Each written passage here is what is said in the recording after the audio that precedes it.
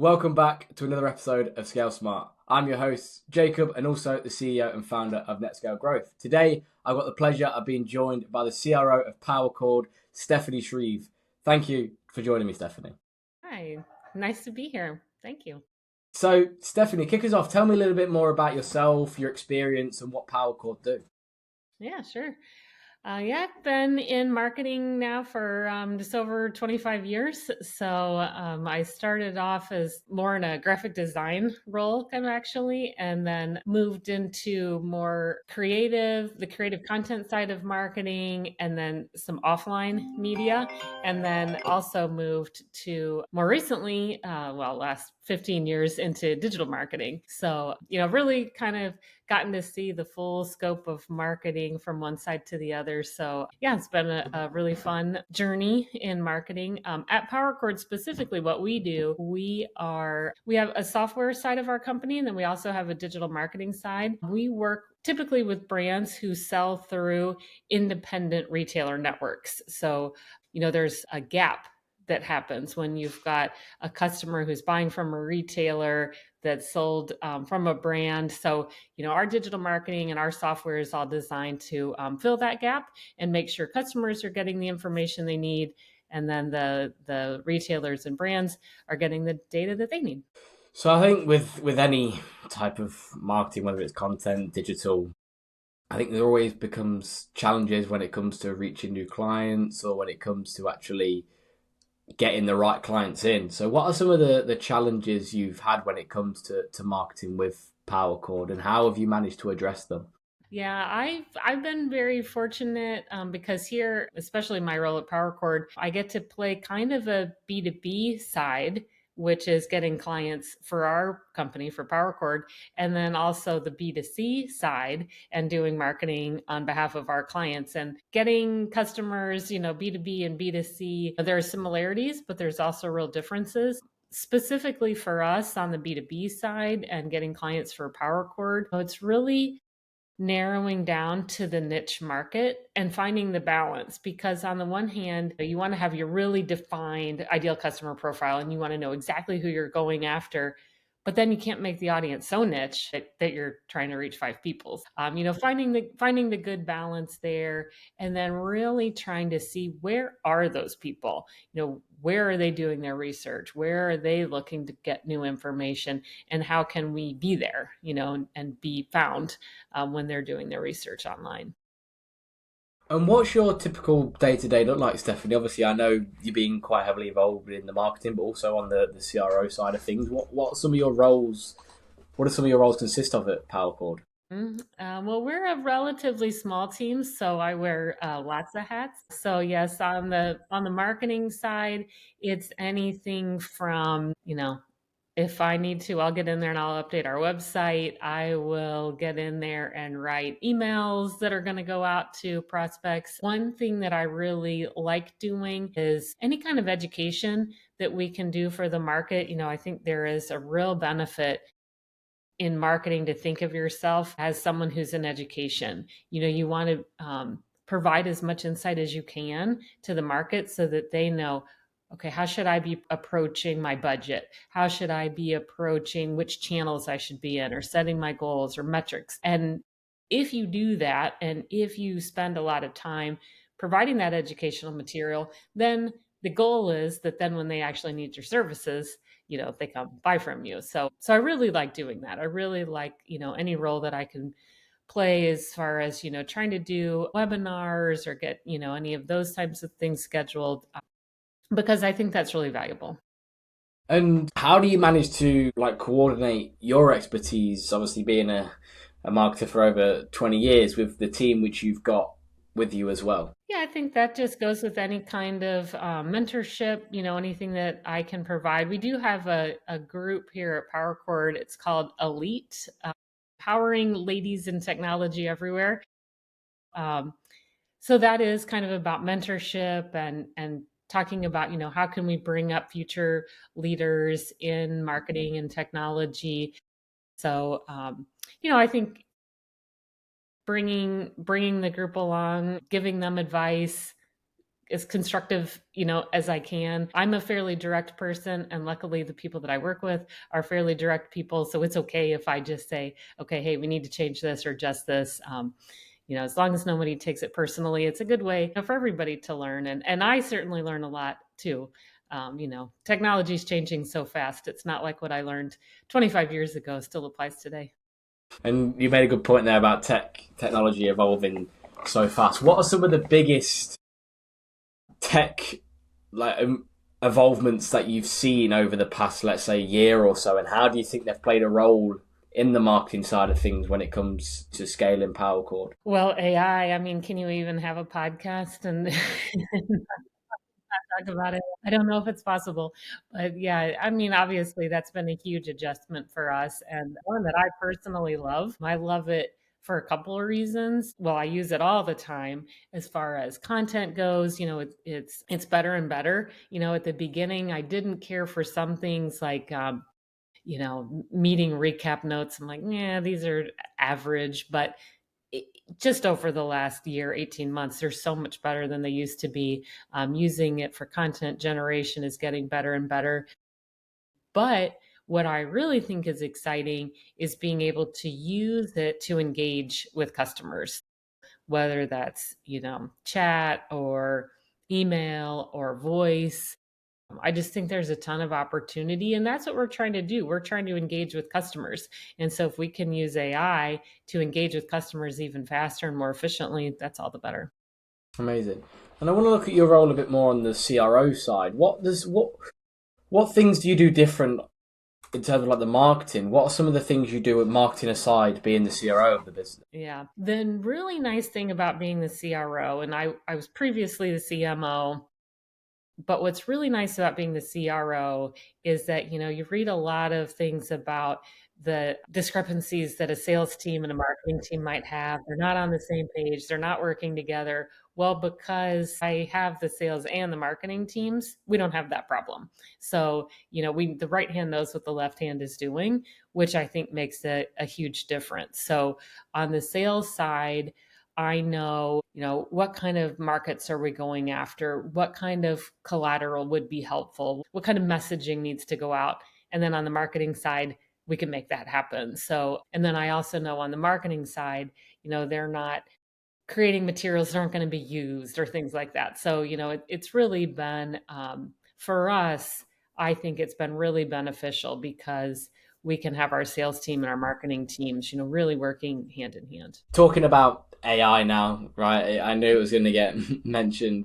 How do you think AI has played a role in marketing and just scaling businesses when it comes to like an outreach perspective, a content perspective? How have you implemented AI into PowerChord, and how do you think it's played its role in scaling the business to where it is today?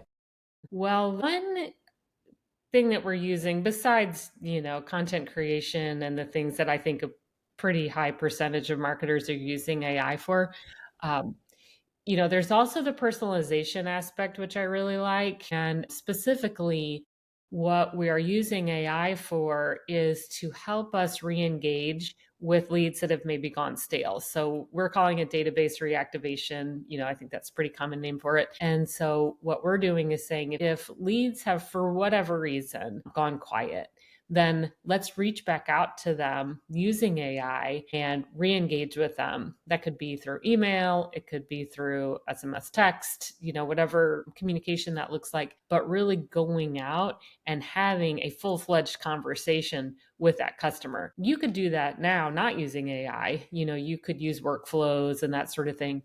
But if you use AI, then your chances of engaging with that customer are so much better. So we're actively doing that now, and I think that's one of the more exciting use cases for us at the moment for AI. Plus, just from a sales perspective, some of the other things that it does that save a ton of time, is company research.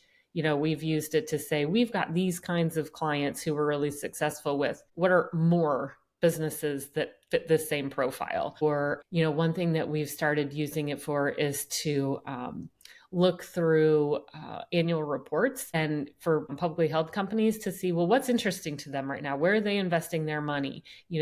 What does it look like their future is going? And then using that as part of our whole sales process. So there's so many ways that it can just take vast amounts of data that we could never handle manually and use that to make our lives that much easier. Yeah, I think it's big thing as well, just making your life so much easier. I couldn't imagine my life now without some form of AI tool within it. I'm pretty sure I use it every single day, whether it's for work or just even personal life. Mm-hmm. Oh yeah, I it remember really I was blocked for me yesterday, and I thought, what did I do before this? yeah, I know. I was on holiday on my own. I went away on my own for 2 weeks. When was it? Like a month ago. And even the most basic thing of like putting an oven on the right setting. Back home I would be fine, but I had a different oven, so I didn't know which setting Yeah. to put it on. So I took a picture of it and I was like, this is what I'm cooking. What setting do I need to put it on? And it told me. And I Wow. was thinking, I don't know how I would have known what to do. I would have just had to guess if I didn't have any form of AI. And I think like people in like school, like people who are studying and in college and school, they have it so easy now, so easy. I Mm-hmm. mean, if like obviously you're a lot older than me, but like when I left school probably 7 years ago, right now. When I left school, there was no such thing as like obviously AI was around, but it wasn't as big as what it is. I think 2022 when ChatGPT came out, that's when everyone started going crazy about it. But before then, I think I would have probably passed every single subject that I did in school. I probably would have done a little bit better than I did. Yeah, yeah, I yeah. think I was just talking to a high school student who's going to be graduating high school, and he's interested in going into marketing. And he was asking, well, what's my advice? What am I interested in? I was like, well, just learn AI. If you're going to go into marketing, make sure you learn AI. And I don't know how university professors are handling it now. I think it varies. The ones who are really embracing it, which I think it's going to need to be done. That's how the world's going to go. Versus the ones who are maybe not sure how yet, how they want to use AI. So I think that'll be a super interesting aspect to see like what happens, in university when just depending on how they use AI. I think especially with math as well, that's a big thing. I was never good at maths, so That's I why you're in remember. marketing. Yeah, exactly. So I'm not a numbers guy. I'm more of a hands-on guy. I remember I had a maths question that I was doing for someone. It was my partner's little brother. He's like 11, and these questions that they get in school now are like I don't even know it. So I just took a picture of it on ChatGPT and I said, "Work this out for me," and I showed them, and they were like, "My God!" Like because they don't know anything about like AI, and they were like, "What has the world come to?" So I think no matter what like business you're in, whether it's marketing or I think it's anything. Anything. I think AI has got such a big role to play, and I almost think some jobs it will take.